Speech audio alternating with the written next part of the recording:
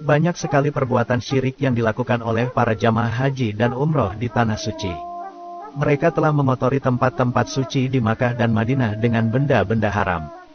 Mereka banyak meletakkan foto, kertas, kartu tanda penduduk, cincin, rambut, boneka, uang, dan benda-benda lainnya di tempat bersejarah Islam. Ada yang meletakkannya di sela-sela batu, di jalan-jalan, dan setiap sudut yang dianggap keramat.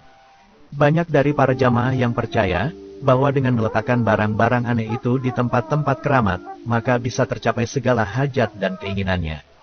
Tentu perbuatan seperti ini tidak dibenarkan. Bayangkan saja, bila hal itu dibiarkan terus-terusan, maka lama-lama tempat bersejarah Islam menjadi kotor dan jorok karena dipenuhi sampah. Perbuatan buruk ini juga sampai membuat petugas Arab Saudi terheran-heran. Mereka heran kenapa banyak orang-orang yang menaruh benda-benda haram di tempat-tempat suci. Banyak berceceran sampah-sampah kertas, foto-foto, rambut, uang, boneka santet dan lainnya yang menumpuk.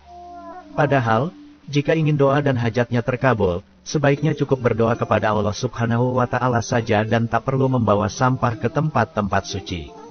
Benda-benda itu hanyalah benda mati yang tidak bisa memberikan manfaat apapun dan justru hanya membuat kotor saja.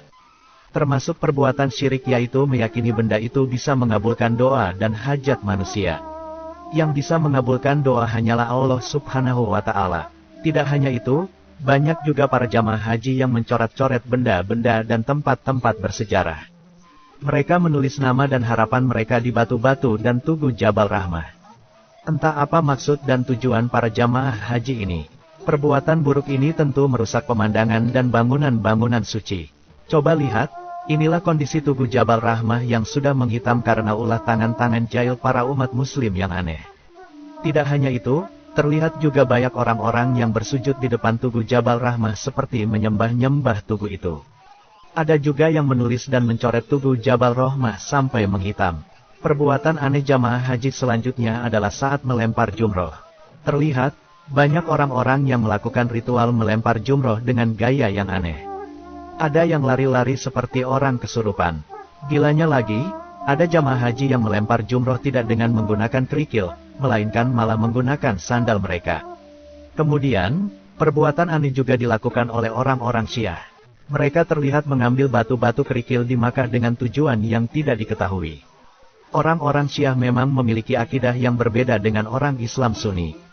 Cara ibadah mereka juga berbeda dengan kita orang Sunni. Coba kita lihat, banyak sekali orang-orang Syiah yang seliweran mencari batu-batu kerikil di perbukitan ini. Perbuatan buruk jamaah haji juga ada yang melakukannya di Masjidil Haram. Mereka suka menaruh kertas dan benda-benda seperti jimat di dalam kain kiswah Ka'bah. Coba bayangkan, rumah Allah saja mereka kotori dengan benda berbau syirik seperti itu. Tentu perbuatan yang seperti ini tidak patut dicontoh.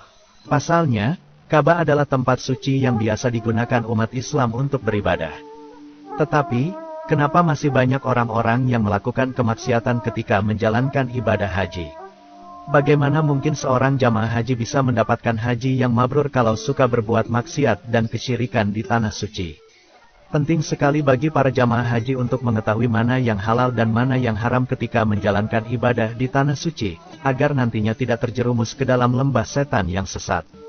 Bagi jamaah haji asal Indonesia, setiap perbuatan buruk yang dilakukan tentu bisa mencemarkan nama baik bangsa Indonesia ini. Semoga kita semua bisa menjaga dan melestarikan tempat-tempat bersejarah Islam. Amin. Semoga penjelasan ini bermanfaat. Wallahu a'lamu bishawab.